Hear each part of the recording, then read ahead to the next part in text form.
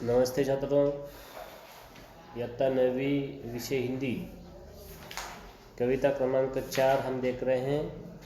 सिंधु का जल, अशोक चक्रधर इन्होंने लिखी हुई यह कविता हम देखने जा रहे हैं। पिछले वीडियो में हमने देखा कि लेखक का परिचय और पद्य संबंधी जानकारी हमने ली और आसपास के अंतर्गत नदी के जल के प्रदूषण पर भी हमने चर्चा की है और कृति के लिए आवश्यक सोपान जैसे कि विद्यार्थियों से उनके परिवेश की नदी का नाम पूछना, उस नदी के उगम स्थान का नाम जानना, नदी के जल का उपयोग किन कामों के लिए होता है यह बताने के लिए कहना और नदी की वर्तमान स्थिति और सुधार के ऊपर चर्चा करना, यह सब चीज़ें हमने कल की है। अब देखिए कविता में पढ़ने की कोशिश कर रहा हूँ और इसको समझने की कोशिश कीजिएगा।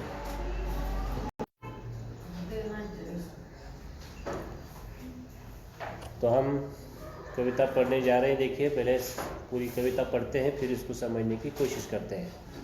देखिए, सिंधु का जल, कविता क्रमांक 4, पान नंबर 53।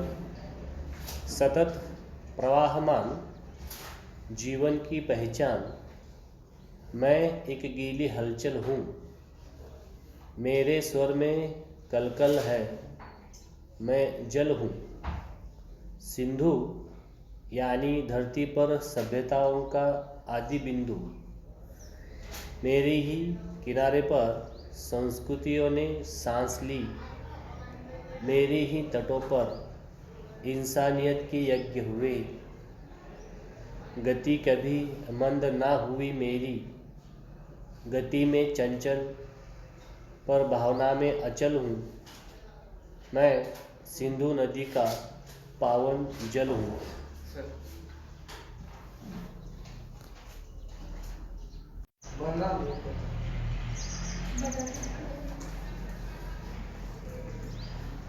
इंसानियत के यज्ञ हुए, गति कभी मंद ना हुई मेरी, गति में चंचल पर भावना में अचल हूँ, मैं सिंधु नदी का पावन जल हूँ। मैं नहाने वाले से कभी नहीं पूछता उसकी जात, उनका मज़हब, उनका धर्म, मैं तो बस जानता हूँ जीवन का मर्म। वो लहरें जो सहसा उछलती है, सदा जिंदगी की ओर मचलती है। प्यास बुझाने से पहले मैं नहीं पूछता दोस्त है या दुश्मन, मैल हटाने से पहले नहीं पूछता मुस्लिम है या हिंदुअन, मैं तो सबका हूँ और जी भर के पिए। छोटी छोटी सांस्कृतिक नदियाँ दौड़ी दौड़ी आती है, मुझ में सभ्यताएं समाती हैं, घुल मिल जाती हैं, लेकिन क्या बताऊं और कैसे कहूं, कभी कभी बहता हुआ आता है लहू, जब मेरे घाटों पर खनकती है तलवारें, गूंजती है टापें, गरजती है तोहफें, होते हैं धमाके और शहीद होते हैं रन बांकुरे बाके। मैं नहीं पूछता कि वे थे कहाँ के, मैं नहीं देखता कि वे यहाँ के हैं कि वहाँ के, मैं तो सबके घाव धोता हूँ, विधवा की आंखों में आंसू बनकर मैं ही तो रोता हूँ। ऐसे बहूं या वैसे प्यारे मनुष्यों, बताऊं कैसे, मैं सिंधु के बिंदु में हूँ, बिंदु के सिंधु में हूँ, लहराते बिंबों में झिलमिलाता इंदु हूँ। तो यह कविता हमने पढ़ी, अब इसको समझने की कोशिश करेंगे। देखिए, सिंधु नदी जो है यहाँ पर अपना अपने तरफ से वो कह रही है कि सतत प्रवाहमान जीवन की पहचान। सिंधु नदी कहते हैं कि मैं सतत प्रवाहमान रहती हूँ, मतलब उसमें सदैव प्रवाह रहता है, हमेशा बहती रहती है, 12 महीने जो है वह बहती रहती है। और यही जीवन की पहचान है कि चलना, यह क्या है, जीवन की पहचान है।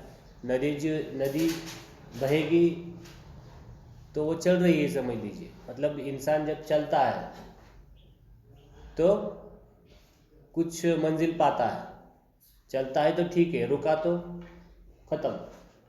हाँ, तो जीवन की पहचान क्या है? हलचल में ही जीवन की पहचान है। मैं एक गीली हलचल हूँ, मेरे स्वर में कलकल है। और कह रहे हैं कि मैं जो है, गीली मतलब भीगी हुई। हाँ, तो मैं एक गीली हलचल हूँ, हलचल मतलब मूवमेंट करना। हाँ हाँ, मेरे स्वर में कलकल है। अब नदी जब बहती है तो उसकी आवाज़ आती है, तो यह क्या हुआ, नदी की कलकल हुई। मतलब पानी से निकलने वाली जो आवाज़ है उसको कलकल कहेंगे। मैं जल हूँ, सिंधु यानी धरती पर सभ्यताओं का आदि बिंदु। और कहा कि मेरा नाम जो है सिंधु है, और धरती पर जो कुछ भी सभ्यताएं हैं मेरे वजह से है। मेरे ही किनारे पर संस्कृतियों ने सांस ली, मेरे ही तटों पर इंसानियत के यज्ञ हुए। गति कभी मंद ना हुई मेरी, गति में चंचल पर भावना में अड़चन हुई। अब नदी कह रही है यहाँ पर कि मेरे ही किनारे पर संस्कृतियों ने सांस ली है, क्योंकि संस्कृति जो है मेरे ही तटों पर आपको देखने को मिलती है। और इंसानियत के यज्ञ भी हमारे किनारे ही हुए हैं, और इंसानियत भी हमारे किनारे पर ही आपको देखने को मिलेगी। मेरी गति जो है कभी मंद नहीं होती, मैं पूर्ण ताकत के साथ और पूर्ण प्रभाव के साथ बहती हूँ। गति में चंचल हूँ, मतलब बहती हूँ, लेकिन भावना मेरी जो है बिल्कुल बदलती नहीं है, अचल नहीं है। मैं सिंधु नदी का पावन जल हूँ। और सिंधु नदी कह रही कि मेरा जल जो है बहुत ही पावन है, पवित्र है। और उसकी खासियत वो बता रही है। नदी के नहीं पूछता, मैं नहाने वाले से नहीं पूछता उसकी जात, उसका मज़हब, उसका धर्म। और यह पानी जो है नदी का, सिंधु नदी का पानी कह रहा है कि मैं मेरे नहाने वाले से कभी उसकी जात के बारे में नहीं पूछता, कभी उसके मज़हब के बारे में नहीं पूछता, कभी उसके धर्म के बारे में नहीं पूछता, क्योंकि मैं तो बस जानता हूँ जीवन का मर्म वो लहरें। तो वह बताना चाह रही है, सिंधु नदी कह रही है कि मैं नहाने वाले से कभी उसकी जात के बारे में नहीं पूछता, कभी मैं उसके मज़हब के बारे में नहीं पूछता, कभी उसके धर्म के बारे में नहीं पूछता, क्योंकि मैं जानता हूँ जीवन का मर्म क्या है। वो लहरें जो सहसा उछलती है सदा ज़िंदगी की ओर मचलती है, प्यास बुझाने से पहले मैं नहीं पूछता दोस्त है या दुश्मन। और दूसरी बात कवि बताना चाह रहा है कि जिस तरह से मैं नहाने वाले से उसकी जात, मज़हब और धर्म के बारे में नहीं पूछता, उसी तरह मैं प्यास बुझाने वाले से भी नहीं पूछता कि वो दोस्त है या दुश्मन है। तो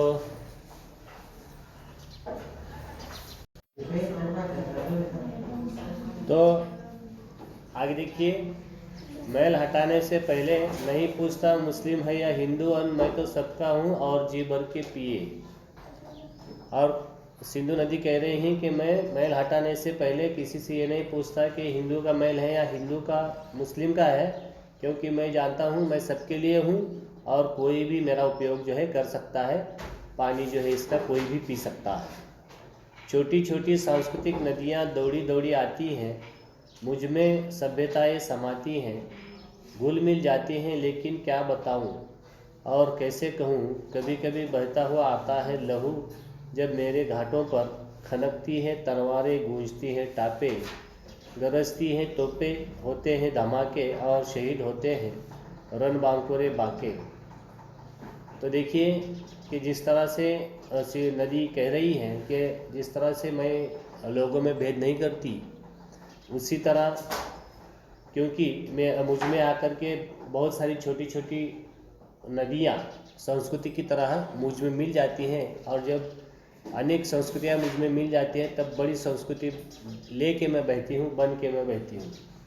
तो इसके लिए मुझ में काफ़ी सारी सभ्यता जो है समाई हुई है और मैं सब में घुल मिल जाती हूँ। लेकिन क्या बताऊँ, एक वजह से सिंधु नदी जो है उसका पानी जो है, जल जो है परेशान भी है, और उसकी परेशानी का कारण यह है कि वह कहती है कि कभी कभी मुझ में खून भी जो है बहता हुआ आता है, लहू, लहू बहता हुआ आता है, और मेरे घाटों पर तलवारें खनकती हैं। जो घोड़े होते हैं, घोड़ों के टापों की आवाज़ें भी वहाँ पर आती है, और लड़ने की आवाज़ें भी वहाँ पर आती है, और तोपों की आवाज़ें भी वहाँ पर होती है। मतलब नदी के किनारे जो है युद्ध होता रहता है हमेशा।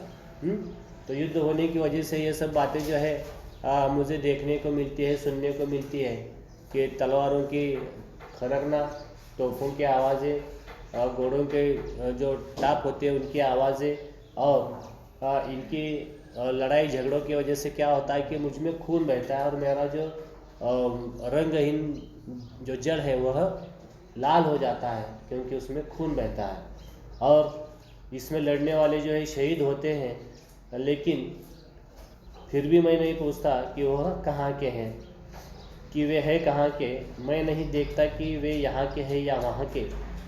मैं तो सबके घाव धोता हूँ, विधवा की आंखों में आंसू बनकर मैं ही तो रोता हूँ। अब कह रहे हैं कि सबके घाव भरने की कोशिश में करता हूँ, और मैं नहीं देखता कि वो यहाँ का है या वहाँ का, मतलब इस देश का है या उस देश का है, किसी दूसरे देश का है या अपने देश का है, वो मैं कभी नहीं देखता। और सबका घाव जो है मैं धोता रहता हूँ। और जो शहीद हुए उनकी जो विधवा है, अब जिसका पति मर गया है उसके आंखों में आंसू आना स्वाभाविक है, तो विधवा के आँख से जो आंसू बहते हैं वो भी मैं ही हूँ, जल। ऐसे बहु या वैसे प्यारे मनुष्यों, बताऊं कैसे, मैं सिंधु में बिंदु हूँ, बिंदु में सिंधु हूँ, लहराते बिंबों में झिलमिलाता इंदु हूँ। और आखिर में बताने की कोशिश करें कि मैं सिर्फ बहने का नाम नहीं है, बहना ही सिर्फ मेरा काम नहीं है, क्योंकि मैं बिंदु में भी हूँ जो कि किसी विधवा के आँखों में आता है। तो इससे हमें यह सीख लेनी चाहिए कि हमें भी किसी तरह का हमारे अंदर भेदभाव जो है ना रहे, और हम किसी भी सर्वधर्म संभाव में विश्वास रखने वाले लोग हैं, और हम सबको मिल करके हमारे देश को जो है आगे बढ़ाना है। तो इस कविता का स्पष्टीकरण हमने देखा। इस वीडियो में इतना ही। अगली वीडियो में फिर दूसरा पार्ट लेकर के हाजिर होंगे। तब तक नमस्कार।